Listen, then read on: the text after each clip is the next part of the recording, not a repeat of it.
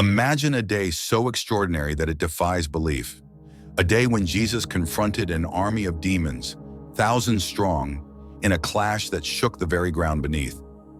But what if I told you the real shock wasn't the battle itself, but something far more unexpected waiting at its end? What could make an entire town turn away from the one who defeated darkness itself? That question will grip you as we unravel this story, and trust me, the answer will leave you stunned. Welcome to a journey into one of the Bible's most electrifying moments, set on the rugged shores of Gadara. This isn't just a tale of power and miracles. It's a mirror reflecting the choices we all face when light breaks into our shadows. Why did a legion of demons tremble before a single man? How did one life, shattered by evil, become a beacon of hope? And what does this mean for us today? We're about to dive deep into a narrative packed with mystery, triumph, and truths that hit home. You won't want to miss a single moment of what's coming, because this story might just change how you see everything. Before we step onto that shore, here's a quick ask. If you're ready to be amazed by this biblical epic, smash that like button to share the excitement. It helps us reach more hearts with these stories. And if you want to keep exploring the Bible's hidden gems with us, subscribe to our channel and join the thousands who never miss an episode. Now let's begin, where a storm sets the stage for a battle unlike any other. The Sea of Galilee, usually a cradle of calm under the stars, had turned into a cauldron of chaos. Waves surged like mountains, crashing against the small wooden boat that bore Jesus and his disciples through the night. The wind screamed, a relentless force tearing at the tattered sail, while icy water flooded the deck, threatening to drag them into the depths. These disciples, Peter, Andrew, James, John, were no strangers to the sea's moods. As seasoned fishermen, they had faced squalls before, but this storm was different. It was as if the elements themselves had conspired to devour them. Their hands gripped the oars, their voices hoarse with panic. "Teacher, don't you care that we are about to perish?" they shouted, their words swallowed by the gale's roar. Matthew 8:25. In the midst of this uproar, Jesus rested in the stern, his head on a cushion, sleeping as if the world were at peace. How could anyone find such calm amid a tempest? His serenity was not mere exhaustion. It was a silent proclamation of authority, a hint of the divine power that pulsed within him. The disciples' fear clashed with his tranquility, a contrast that would soon define the events to come. Stirred by their cries, Jesus rose, his eyes steady, his voice cutting through the storm like a blade. "Peace, be still," he commanded. Mark 4:39. In an instant, the wind fell silent, the waves flattened, and a profound hush enveloped the sea. It was as if time itself had paused to bow before him. The disciples stood breathless, their hearts pounding, their minds grappling with what they had witnessed. "What kind of man is this, that even the wind and the sea obey him?" they whispered among themselves. Mark 4:41. This was no ordinary teacher, no mere prophet. The sea, a force no human could tame, had submitted to his word. But this miracle was only the opening act. As the boat glided toward the shore, a darker challenge loomed, one not of wind or water, but of spirits that defied the natural order. Have you ever faced a storm in your life that seemed unstoppable? What if the one who calmed the sea could also silence the tempest within your soul? Let's follow Jesus to the shore and discover the answer. As the first rays of dawn painted the horizon, the boat scraped against the rocky shore of Gadara, or Gerasa, as some records name it, a region nestled in the Decapolis, a cluster of 10 cities far removed from the heart of Israel. This was not the land of covenant promises, of temple sacrifices, or Sabbath rest. Here the air was thick with the pulse of a different world, the chatter of Greek merchants, the clink of Roman coins, and the faint echo of rituals to gods unknown to the Torah. The hills were alive with the grunts of vast herds of pigs, their numbers stretching across the landscape like a living carpet. To a Jew, these creatures were an abomination, forbidden by the law of Moses as unclean. Leviticus 11:7, Deuteronomy 14:8. In Israel, such a sight would be scandalous. In Gadara, it was the backbone of commerce. The Decapolis was a cultural crossroads, where Hellenistic ideals mingled with local traditions under the watchful eye of Roman rule. Temples to Zeus and Artemis dotted the skyline. their incense drifting through markets where traders haggled over goods from distant lands. For the disciples, stepping onto the soil must have felt like entering a foreign realm. Peter, with his fisherman's simplicity, might have glanced uneasily at the pigs grazing openly, their presence a stark reminder of how far they were from home. John, the reflective one, might have sensed a deeper significance. Why had Jesus, the Jewish Messiah, brought them to a place so alien to their faith? Yet Jesus moved with purpose, his steps deliberate, his gaze fixed on the horizon. His presence in this Gentile land was no whim. It was a divine signal, a whisper of the gospel's future reach. As Paul would later write, "There is no distinction between Jew and Greek. The same Lord is Lord of all." Romans 10-12. But beneath the surface of this bustling region lay a shadow, a terror that haunted the locals' whispers. Tales of men possessed, living among the dead, had turned the hills into a place of dread. What awaited Jesus and his disciples in this land of strangers? And why had the one who calmed the sea chosen this shore as his next battlefield? The moment Jesus' feet touched the shore, a disturbance broke the morning's quiet. From the direction of the tombs, those desolate caves carved into the cliffs, came a figure that chilled the blood. A man, or what remained of one, staggered forward, his body gaunt and scarred, his eyes blazing with an unnatural fire. His hair was matted with dirt, his limbs bound by the remnants of shattered chains, as if he had torn through iron with brute force. His voice was a guttural howl, a sound that seemed to rise from the depths of torment. Mark's gospel paints a harrowing picture. He lived among the tombs, crying out day and night, gashing himself with stones. Mark 5:5. Matthew adds that there may have been two such men, their presence so fearsome that travelers avoided the area entirely. Matthew 8:28. To the people of Gadara, this man was a walking nightmare. They had tried everything, chains, guards, exile, but nothing could restrain him. His strength was beyond human, his anguish beyond comprehension. Mothers hushed their children with warnings of the demon man who haunted the tombs, a figure who embodied the region's darkest fears. The disciples, standing in Jesus' shadow, must have felt their stomachs churn. They had seen miracles, the lame walking, the blind seeing. But this was no mere illness. This was a man enslaved by a force that mocked human power, a force that thrived in the realm of the dead. Who could face such a creature without turning away? Who could look into those haunted eyes and not recoil? Yet Jesus advanced, his steps unwavering, his face a mask of compassion and resolve.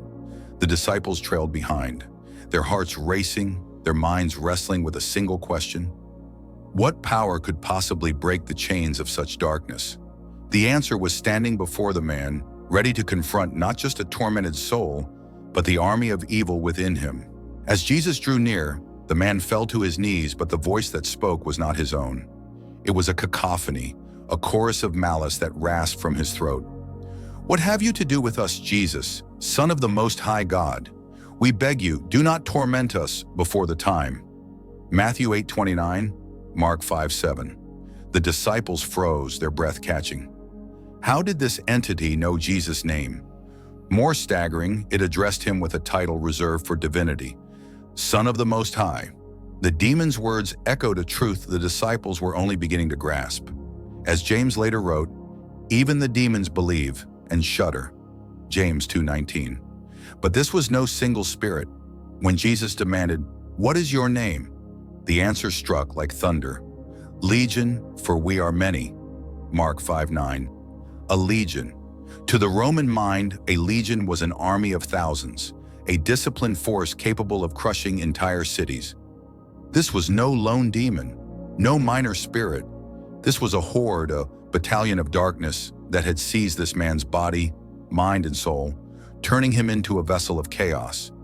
Imagine the weight of that revelation.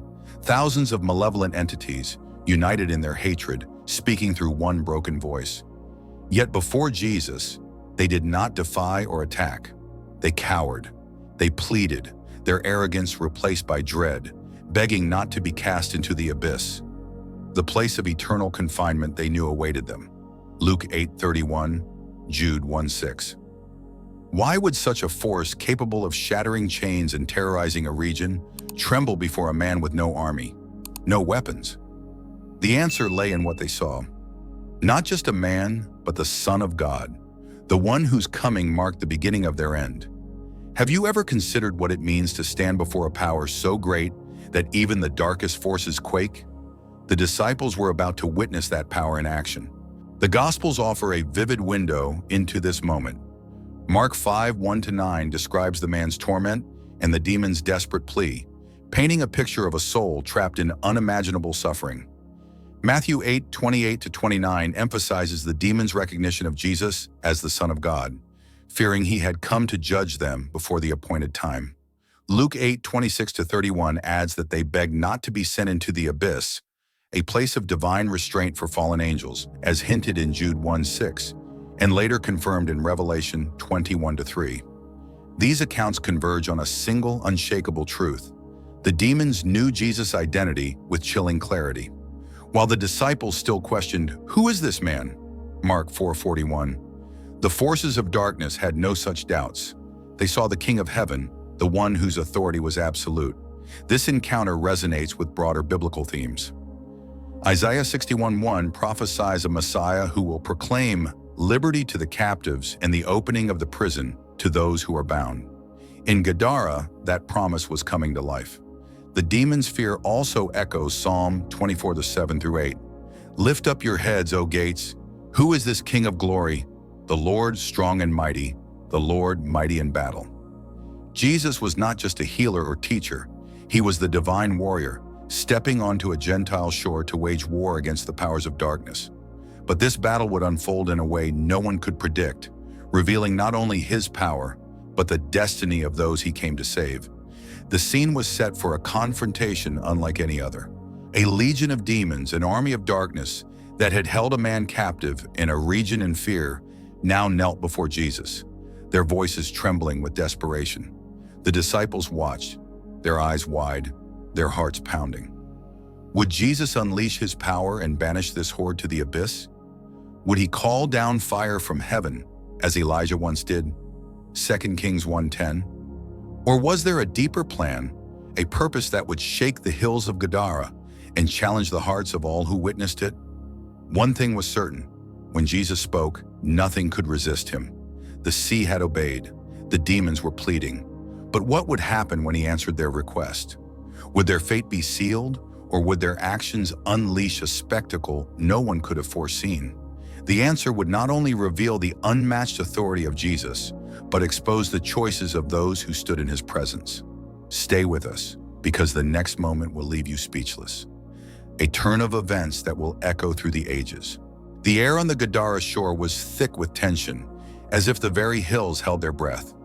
The man possessed by a legion of demons knelt before Jesus, his body trembling, but it was not his voice that spoke.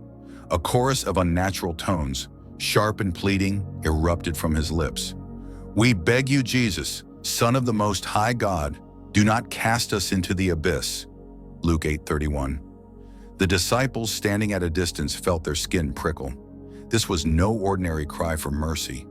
These were the words of 1,000 unseen enemies, a horde that had tormented a man and terrorized a region, now reduced to begging before a single figure, clad in simple robes. The demon's plea was startling not just for its desperation, but for its clarity. They knew Jesus' identity, Son of the Most High, a title that pierced the veil between heaven and earth. They feared the abyss, a place of divine confinement where their malice would be bound forever. Revelation 23. But their request took a stranger turn. "If you drive us out, send us into the herd of pigs grazing nearby." Matthew 8:31. Pigs? Why would a legion of spirits, capable of shattering chains, seek refuge in animals despised by the Jews? Was this a cunning ploy or a sign of their utter defeat? The disciples exchanged glances, their minds racing. Something monumental was unfolding, a clash not of flesh, but of realms invisible. Have you ever considered what it means for darkness to fear light so deeply that it begs for any escape? The demon's words revealed a truth. Before Jesus, no power could stand defiant. But what would he do with their plea? Would he grant their request, or was this the moment their reign of terror would end? Jesus stood unwavering, his eyes fixed on the man whose soul was a battlefield. The demon's plea hung in the air, a fragile thread of desperation. Then with a voice calm, yet absolute, he spoke. "Go," Matthew 8:32. "Go." The disciples must have blinked in disbelief. Jesus, the one who had silenced a storm with a word, who held authority over heaven and earth, allowed these malevolent spirits to enter a herd of pigs? This was no act of weakness, no compromise with evil. It was a deliberate choice, a divine strategy that would unveil the true nature of the forces at play. Why did Jesus permit this? The answer lies not in negotiation, but in revelation. By allowing the demons to flee into the pigs, Jesus was not granting them freedom. He was exposing their destructiveness for all to see. Evil, when stripped of its human host, cannot create, it can only destroy.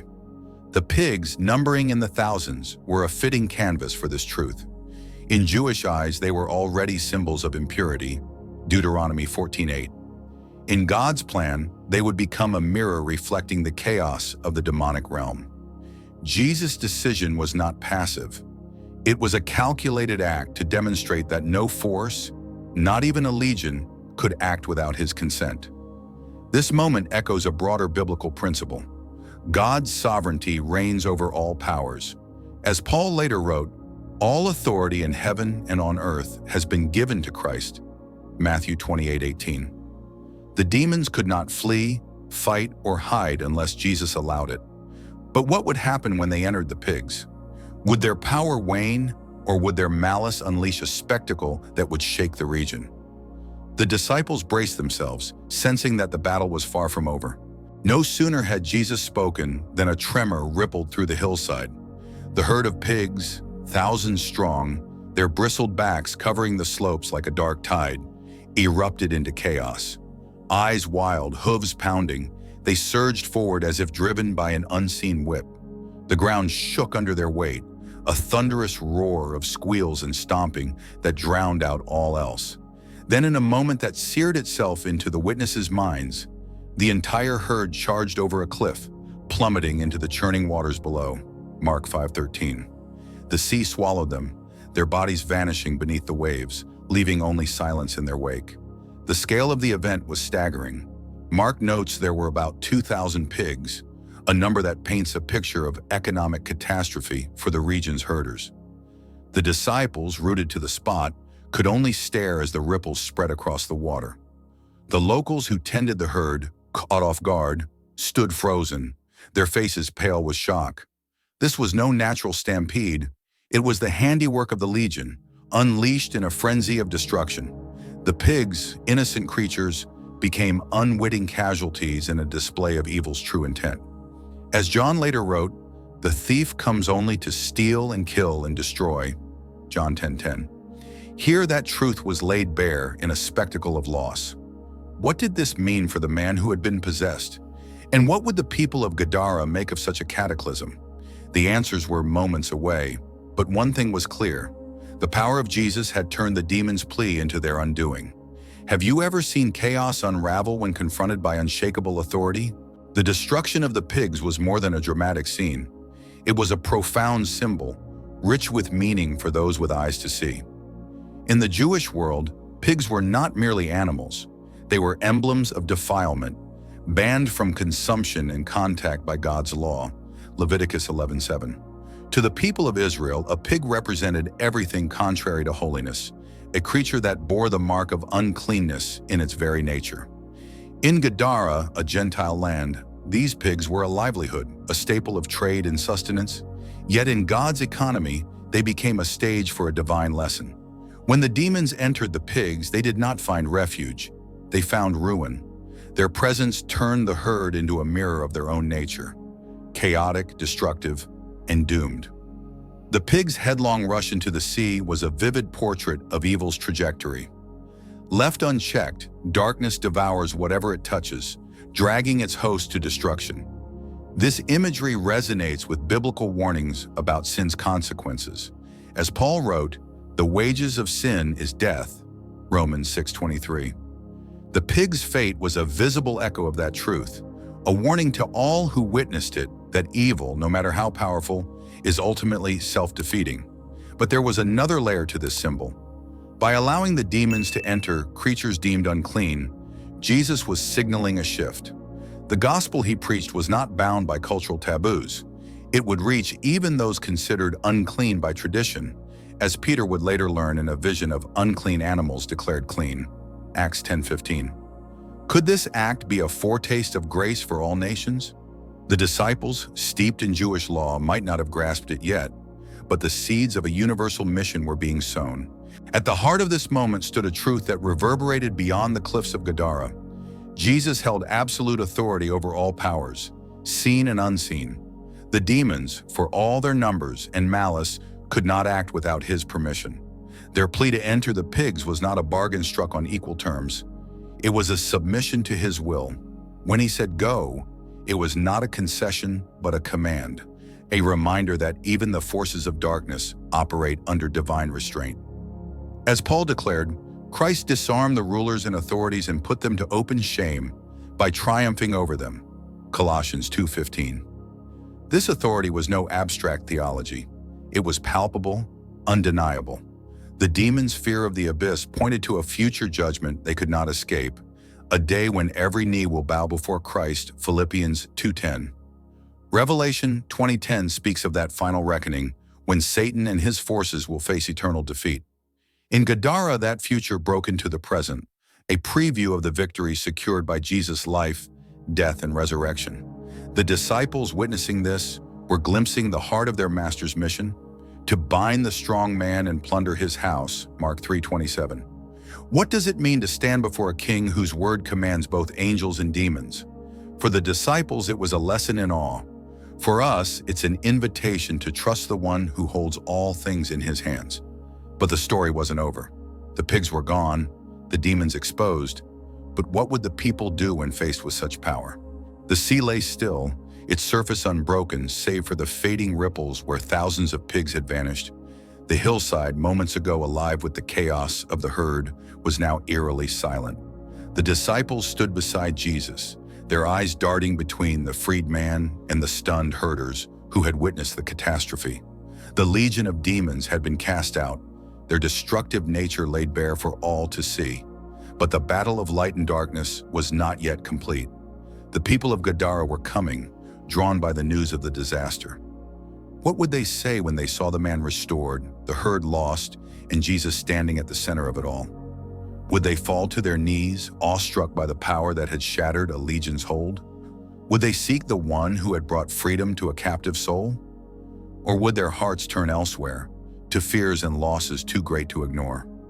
The answer would reveal more than the fate of the demons. It would expose the choices that define humanity.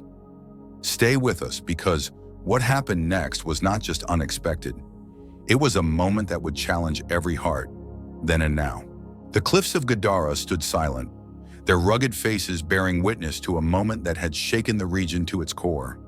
The sea below, now calm under the midday sun, hid the wreckage of thousands of pigs, lost in a frenzied plunge that no one could explain. Word of the disaster raced through the town like a spark in dry grass, pulling men and women from their homes, their shops, their fields. Farmers with weathered hands, merchants clutching their ledgers, mothers shielding their children. They all converged on the shore, their voices a murmur of fear and curiosity. What they found stopped them cold. Jesus, serene amidst the chaos. The man once possessed, now quiet at his side. And the herders, their eyes wide, stammering tales of a herd turned mad. Yet instead of awe, their response was staggering. Please leave our land, Matthew 8:34. Why would a people, standing before such power, beg its source to depart? The answer lay not in their hearts but in their hands. Hands that had tended those pigs, counted their worth, built lives around their trade. Mark's gospel hints at the scale. About 2,000 pigs, a fortune in a region where livestock meant survival. Mark 5:13. Each squeal that had faded into the sea was a coin lost, a meal unsold, a debt unpaid. To the townspeople, Jesus was not a savior but a disruptor, a force whose presence threatened the fragile balance of their world. Their plea was not anger. It was fear, raw and human, born of a life tethered to what they could touch and measure. What if he stayed? What else might vanish under his gaze? This choice was no anomaly. It echoes through Scripture's pages. When God's glory descended on Sinai, the Israelites trembled, begging Moses to speak for them lest they die, Exodus 20:19. Jesus himself warned, "The light has come into the world, and people love the darkness rather than the light," John 3:19. In Gadara, that truth unfolded in living color. Have you ever felt the pull to cling to what's familiar, even when freedom stands before you? The townspeople did, and their decision would mark them forever. In the shadow of the crowd's unease stood a miracle they could not ignore, though many tried. The man who had once been a terror, his body a map of scars, his screams a nightly curse, was no longer a captive of darkness. Where chains had failed to bind him, where fear had driven him to the tombs, now sat a soul reborn. His eyes, once wild with torment, were clear, reflecting a peace that seemed to radiate from within. His hands, once bloodied by stones, rested calmly, wrapped in a cloak someone had draped over him. He was clothed, composed, in his right mind. Luke 8:35, a phrase that carried weight beyond sanity. It spoke of a heart restored, a life reclaimed from the abyss. The disciples who had recoiled at his approach now gazed in wonder. This was not the creature who had broken iron with his hands. This was a brother, a man whose dignity Jesus had returned. His transformation stirred something deep in those who saw it. He turned to Jesus, his voice steady yet thick with emotion. "Let me come with you," Mark 5:18. It was the plea of a heart unbound, a soul that had tasted slavery and now craved the presence of its liberator. But Jesus had a different call. "Return to your home and declare how much God has done for you." Luke 8:39. With those words, the man became more than a survivor. He became a messenger, sent to carry light where shadows lingered.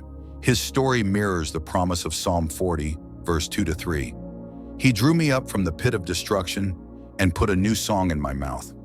For this man, that song was his testimony, a melody of grace that would echo through the ages. What does it mean to be so changed that your life becomes a beacon for others? His journey invites us to find out. The drama of Gadara was not confined to its rocky shores. It was a spark that would ignite a fire far beyond. Jesus' decision to step into this Gentile land, a place of foreign gods and forbidden practices, was no mere detour. It was a bold declaration that his kingdom knew no bounds. The townspeople's rejection could not dim the light he had kindled. The man he freed, once a prisoner of a legion, became a living bridge, carrying the news of Jesus' power to the Decapolis, a region of 10 cities steeped in Hellenistic culture. Mark tells us he went, proclaiming how much Jesus had done for him, and everyone marveled, Mark 5:20. One voice born from one miracle reached thousands. This act fulfilled ancient words spoken through Isaiah. "The Spirit of the Lord is upon me, to proclaim liberty to the captives," Isaiah 61:1. That liberty was not for Israel alone, but for all who dwelt in darkness, Jew or Gentile. Jesus' presence in Gadara was a prelude to his final charge.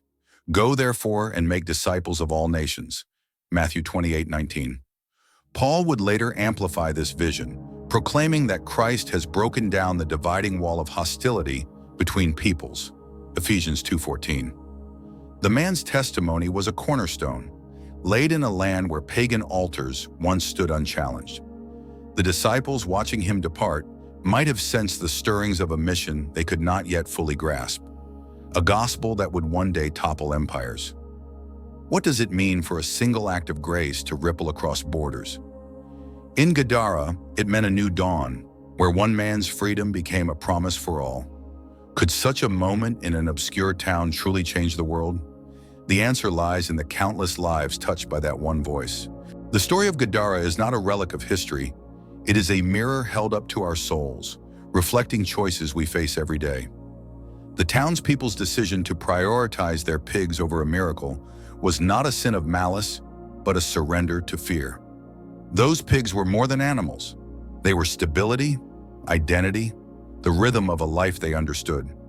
Jesus' power, though undeniable, was too vast, too unpredictable. They chose the comfort of the known over the mystery of the divine, a choice that resonates across time. Jesus himself taught, "What does it profit a man to gain the whole world and forfeit his soul?" Mark 8:36. In Gadara, that question hung heavy, unanswered by those who turned away. We are not so different. How often do we cling to our own herds, our careers, our routines, our possessions, when God calls us to something greater?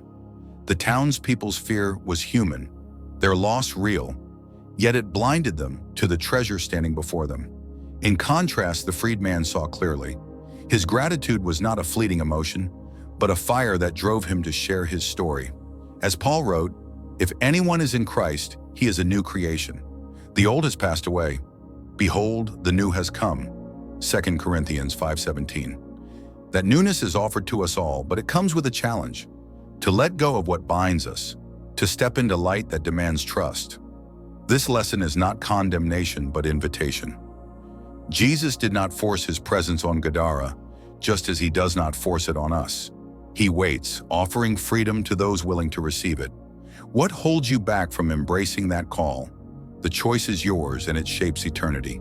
As the crowd thinned, their footsteps fading into the dust, one truth shone brighter than their rejection. The story was far from over. The man Jesus had freed did not vanish into silence. Sent back to his people, he became a flame in the darkness, his words carrying the weight of a miracle. Mark's gospel captures the impact. He went through the Decapolis, sharing how much Jesus had done for him, and all people marveled, Mark 5:20. 10 cities steeped in pagan ways heard the name of Jesus through a man who had once been their terror. A single life redeemed from ruin became a catalyst that shifted a region's heart. This was the surprise no one saw coming. The townspeople's refusal could have been the end, a door slammed shut on grace. Yet God's purpose wove through their rejection, turning one man's freedom into a movement. This twist recalls the promise of Isaiah 55:11.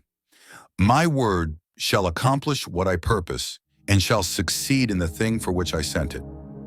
In Gadara, that word lived in a testimony that outlasted fear, a spark that lit fires no herd could buy. Could one voice truly change a culture? In this moment, it did, a reminder that no refusal can silence God's plan. What does it mean for one life to ripple through history? The man's story challenges us to see our own potential as bearers of light, no matter how broken our past. The sun dipped low, painting the Gadara hills with hues of gold and shadow. The townspeople retreated to their homes, their minds clouded by loss, their choice a weight they could not yet name. The man, now free, walked a different path, his heart alight with a mission to proclaim what Jesus had done. The disciples stood beside their master, their thoughts a whirlwind of awe and questions. They had seen chains broken, a legion humbled, and a people turn away. Yet through it all, Jesus remained, steady, compassionate, the embodiment of a kingdom that no rejection could dim. What did it mean to follow such a king? To witness a power that transformed one life while others looked away? The answers were not just for Gadara's shores, but for every soul that hears this tale. Would we echo the townspeople, guarding our treasures at the cost of grace? Or would we, like the freed man, let our lives sing of the one who sets captives free? As we draw this story to a close, one question burns bright. When light shines into your darkness, what will you choose? Share your thoughts in the comments below. We'd love to hear how this story speaks to you. Your reflections inspire us all. Before you go, let's continue this journey together. If this story resonates with you, hit like to let us know. Share this video with people who need to hear about a power greater than any darkness. Don't forget to subscribe and hit the bell icon to get notified every time we release a new recap of unforgettable moments from the Bible. Your support helps us bring these stories to life for thousands more.